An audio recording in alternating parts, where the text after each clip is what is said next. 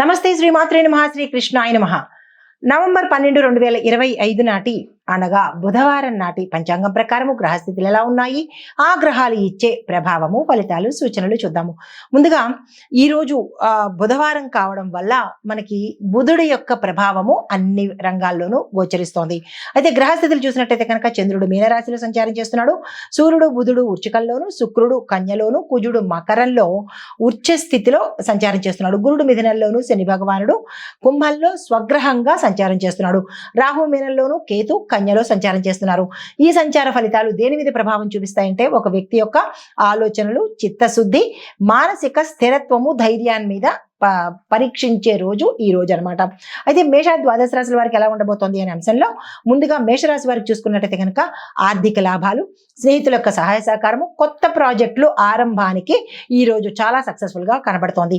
వృత్తిలో పురోగతి కనబడుతోంది. పరిహారంగా మీరు హనుమంతుడి ఆలయ దర్శనం చేసి స్వామివారికి ఎరుపు రంగు పుష్పాలను సమర్పించినట్టయితే కనుక మంచి జరిగే అవకాశం ఉంది. అయితే మీకు కలిసి వచ్చే రంగు ఎరుపు రంగు.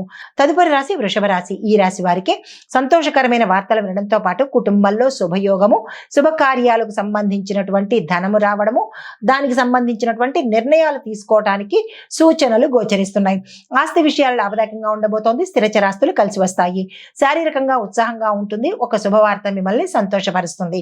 అయితే పరిహారంగా గోమాతకు పూజ చేయడంతో పాటు గోగ్రాసానికి సంబంధించినటువంటి ధనం ఇవ్వడం కానీ, మీ చేత్తో పెట్టడం కానీ చేసినట్టయితే మంచి జరిగే అవకాశం ఉంది. ఈ రోజు మీకు కలిసి వచ్చే రంగు ఆకుపచ్చ రంగు. తదుపరి రాశి మిథున రాశి. ఈ రాశి వారికి బుధవారం కావడంతో బుధగ్రహం యొక్క అనుగ్రహము సంపూర్ణంగా బలంగా ఈ రోజు ఉండబోతోంది. వాణిజ్య కమ్యూనికేషన్ రంగాల వారికి అత్యంత శుభదినము. ఈరోజు ఏ ప్రయత్నాలు చేసినా సక్సెస్ అయ్యే అవకాశాలు ఎక్కువ కనబడుతున్నాయి.